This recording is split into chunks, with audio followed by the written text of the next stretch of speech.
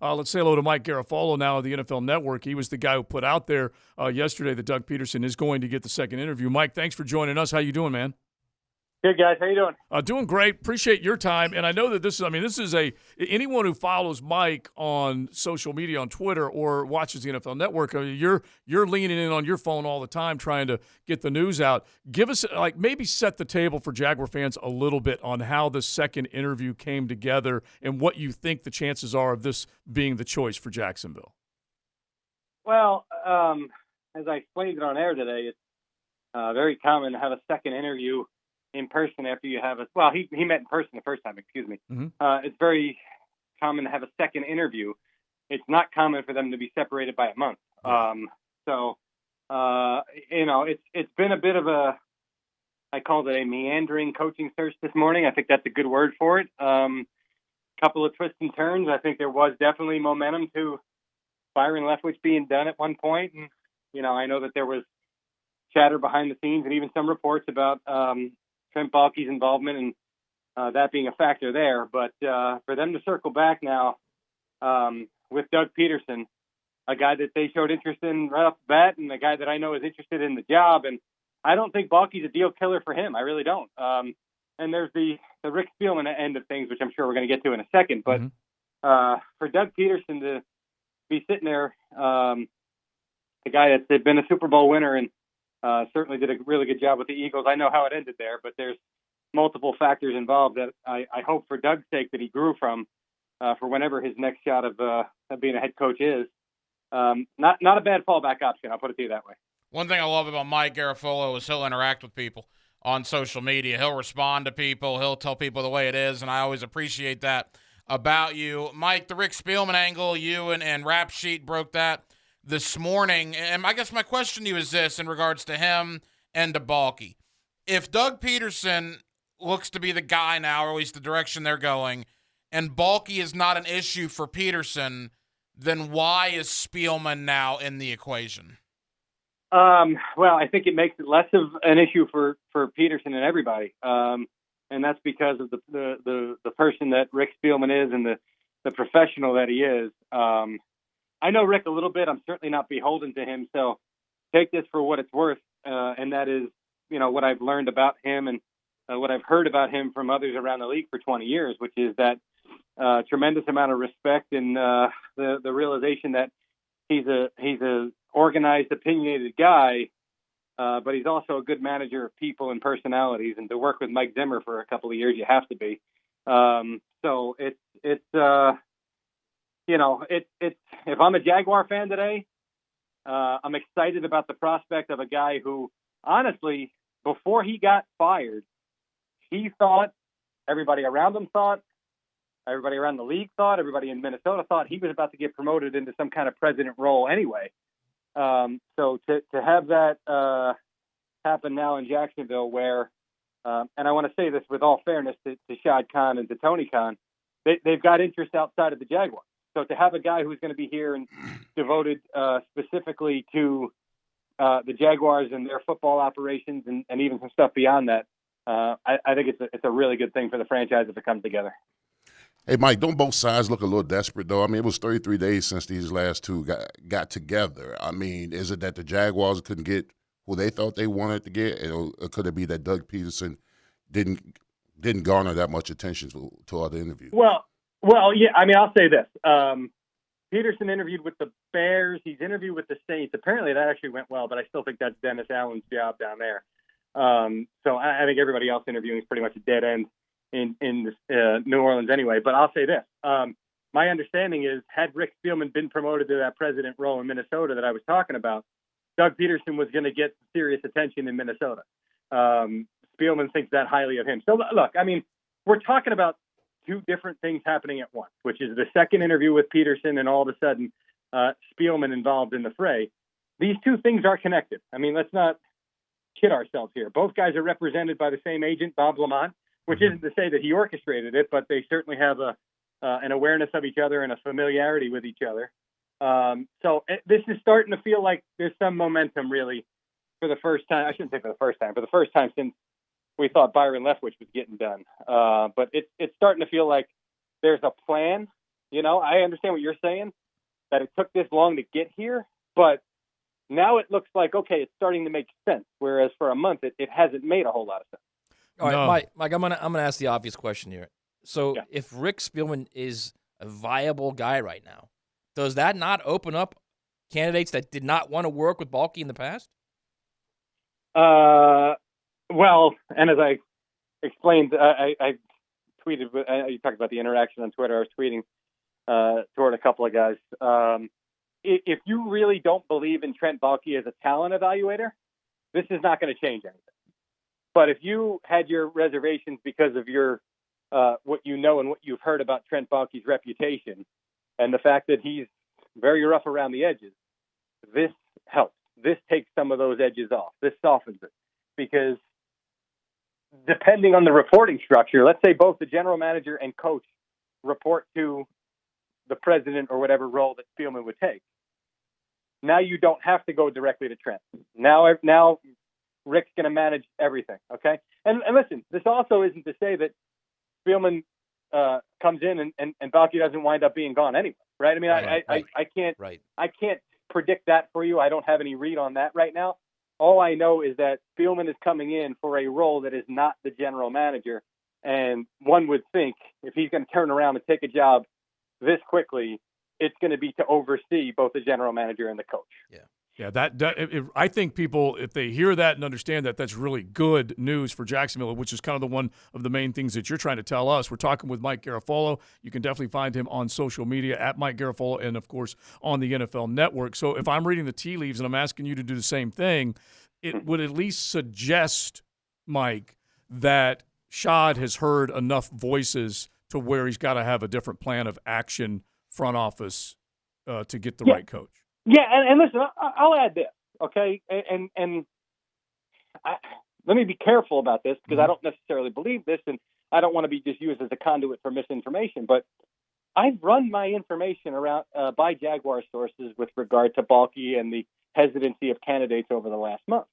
And as recently as I did a thing on Saturday, so it probably was Friday when I had the conversation with someone who said, Shad is asking candidates directly about this.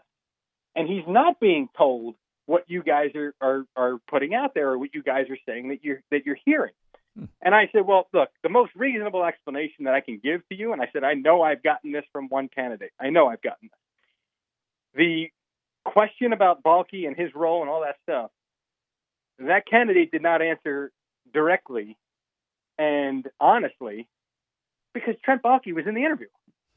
So, I mean, it's up to Shad Khan now to either conduct that communication separately or just open up his ears to the rest of the league and the rest of the fan base and see that there's uncomfortability there, right? Like at some point, if that's really the case, and I have reason to believe that it is for at least a couple of guys, why are you dying on this hill? This is not a guy that's been with your organization for 10, 15 years that you believe strongly in. It's a guy that you were just recently introduced to. But I also will say this. I think the flip side of this is people knocking Trent Baalke for his inability to identify and compile talent. I think that's a mistake.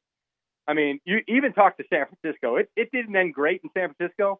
But over the last year, when he has joined the Jaguars, and I've had communication with folks in San Francisco that I thought were going to kill Trent, I guess the separation of the end of his regime there and, him joining the Jaguars last year allowed them to say, hey, look, he's going to bring some real talent in there, and we wish him the best. And it was nothing but really great things to say, which, again, it could be that separation from that time and now. But, it's an interesting dynamic, and I'm curious how it's going to wind up in the end, to be honest with you. Mike, you can imagine the roller coaster here in Jacksonville of this coaching candidate. We thought about the Byron Leftwich thing, and now here we are, February 1st, with guys like you and Ian Rappaport are tweeting out and giving information about Rick Spielman and Doug Pederson. So I'll flat out ask you, and obviously it's subject to change, but is it your belief right now that Pederson/Spielman would be the leaders in the clubhouse to take the job here in Jacksonville? Yeah, I mean, and that being said, the interview is going on now, and questions are being asked both ways. And Plans are being laid out both ways, and I have no idea, honestly, as I'm on the phone with you, how it's going right now and today. But that's my hunch. It's starting to feel like some momentum, and this is not the first. Let me also make this clear: this is not the first communication between Rick Spielman and the Jaguars today in this interview. This has been, from my understanding, going on for at least a couple of weeks, and he was kind of dabbling and gathering information and communicating from afar. The fact that this is now an interview tells me he likes what he's heard to this point. He thinks it's a viable option, and he's fully exploring it at this point. So that, to me, is why I'm starting to feel some momentum on this one, and why I think that, this could be coming together. And again, after quite some time of, well, wait a second, this piece doesn't fit with this piece, I'm finally starting to feel like, okay, I see what they're driving at now. Yeah, I think that's real encouraging for Jaguar fans. They want to hear that there's a guy at the top that's really focused on getting it right, and I think that's the message I think that we're getting right now. Mike, would you consider any other candidate right now as still a possibility besides a Doug Pederson? Would you still include Byron Leftwich in there and maybe another name? It doesn't sound like the Leftwich thing is going to pull a U-turn at this point, so I wouldn't necessarily say that. The O'Connell thing is kind of a wild card because they're going to have to wait on that one, and I don't know that they wind up doing that in the end. I also don't know that he's they are his number one choice. So, no, it kind of feels like full steam ahead. Here's the other thing, too, the Bisaccia interview. When I ran the Pederson thing by somebody unaffiliated with the Jaguars and whoever, they said, I'll bet you that Bisaccia one was not for head coach. I'll bet you it was to see if they could get him as special teams as part of Doug's staff. And I also don't know the Vic Fangio one, right, which never to me was communicated as a head coaching interview. Who knows if they're trying to assemble a staff of recently cast away coaches that can kind of come together and form a super team of guys that want to stick it to the teams that let them go. I don't know, but honestly, 2 or 3 of these pieces together don't sound like a terrible staff to me, to be honest with you. So, and look, doubling back on Pederson himself, I'd be excited about if I were Jaguars fans. I think what happened in Philly was, Doug's reluctance to really part with his coaching staff the way that the owner, and I say owner, was not the general manager. This came from ownership. The way that the owner wanted things done. And, there's something admirable about that, about sticking by your guys and not having things forced upon you. So I think that was a huge factor. The franchise quarterback, who, I covered in Philly closely, and Carson Wentz, and still think, even despite how he played down the stretch, that there's a good quarterback in there, clearly crossed a mental barrier that he was unable to get over.